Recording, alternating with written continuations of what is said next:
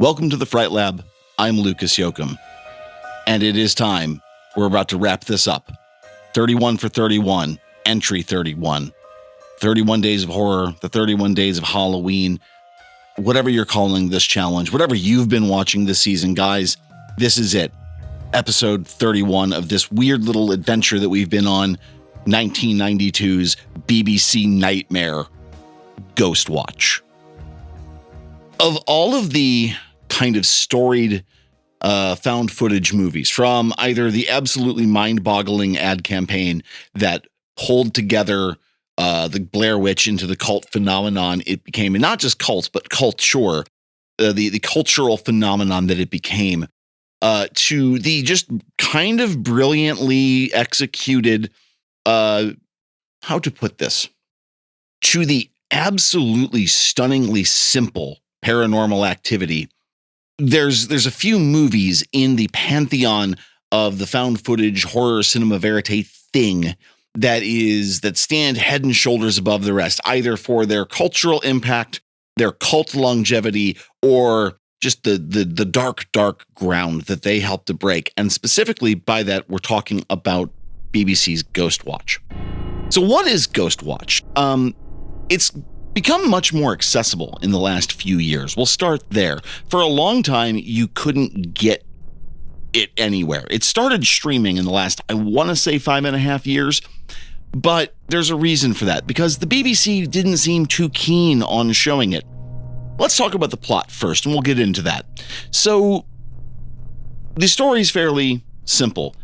There's a family living in council houses, which are kind of publicly assisted living spaces in Britain. It is a young family. It's a single mom and two daughters going through early puberty. You know, they're coming of age. And, well, there's a ghost in the house, or at least that's what they're saying. And the ghost is spooky as hell and is making life miserable. So the BBC sends a truck to go partake in this investigation and show the world. Is it real? Is it fake? What do we got here?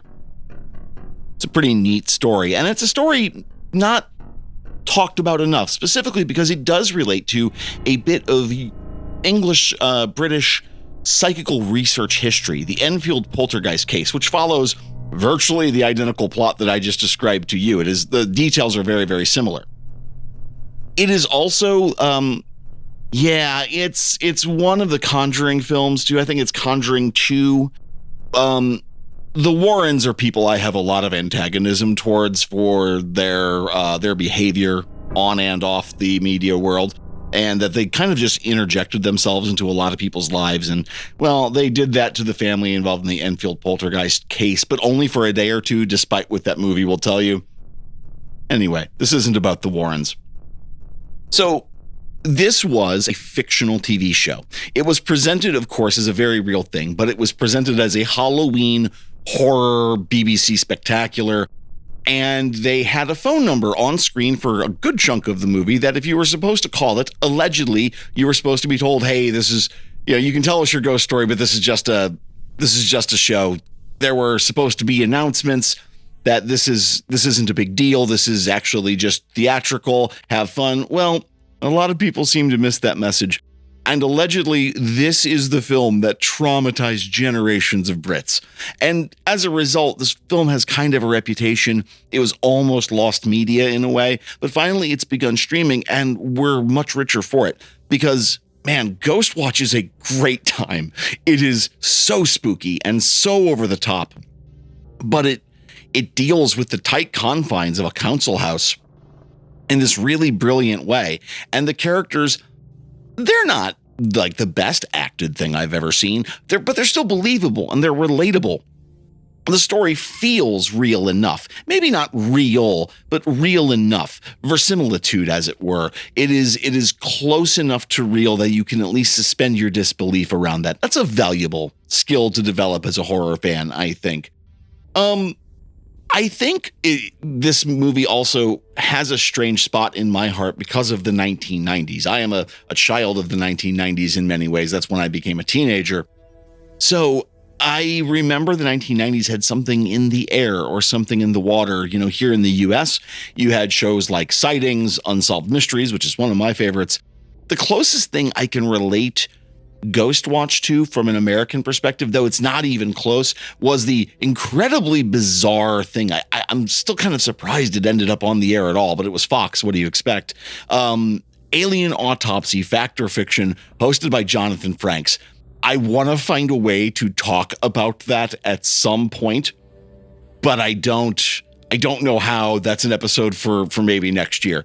It's the closest thing we had, though, this kind of, is this really happening kind of vibe that I don't think they pulled off quite as well. I don't know why Ghostwatch worked better than that. I think it's maybe just a little easier to swallow somehow. I've got to level with you. As much as I enjoy Ghostwatch, I just don't think it would work now. I think we live in such a digitally saturated era that a lot of TV premises of the time, I don't think work quite the way they should or did. As a result, I think this movie can feel very dated. And if you're not familiar with English culture at all, it probably feels a little silly.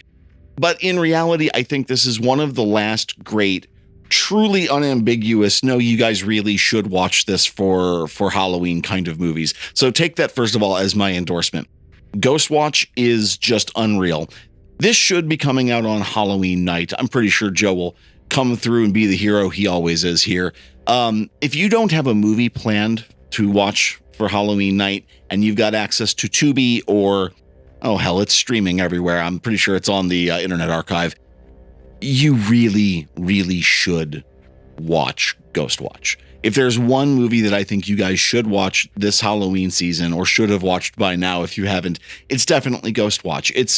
It's not one of my favorites even. I think it's just one of the best. I think it's one of those movies that nails a thing despite everything else going on. And it is also a thing you don't have to think too much about it. It's not mindless. It's just enjoyable. It's a good scare, something that I don't think enough of us get or have, quite frankly. I want to kind of just circle back for a minute and talk a little bit about that human element of horror, because it's something I've been thinking about a lot recently. When you're kind of, I don't want to say forcing, because this was my decision. I decided to watch these. When you've decided to watch 31 horror movies in 31 days, and truthfully, it's more like 35 or 36 with me at this point, you begin to become very, very aware of the genre. And I would like to think as a horror movie critic, it's kind of my bag. I should be very aware of the genre. But I feel like I've come upon something through this whole month of activity. Call this the moral of the story, I guess. One of the ways horror ends up working has almost nothing to do with the horrific elements.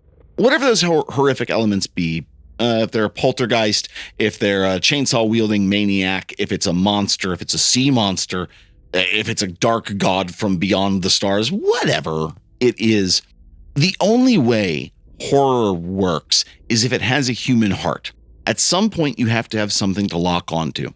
Now, of course, I'm not talking about, the more experimental out there edges, Mirhage's Den of Celestial Birds or Begotten. I'm not talking about something like that. Those movies are upsetting in their own ways. Horror has to have a human heart for it to work. I think on some level, we have to play with the word horror for just a second. A movie can be horrifying, and that is often enough, but a film can sometimes be horrific. A horrific thing can be enough to make a good horror movie work. And in this case, that's the Enfield poltergeist. That is Ghostwatch. Yes, it's spooky, the idea that a poltergeist is hanging around and fucking up your house. That's pretty bad. He's terrorizing the kids. He's doing all sorts of crazy stuff. But that a small family who's really struggling to make it, and they don't have a lot of material wealth, and they don't have a lot of options, but they're just trying to pull through, that they might be the target for whatever reason of a terrible, gruesome haunting, is in and of itself a deeply horrific thing.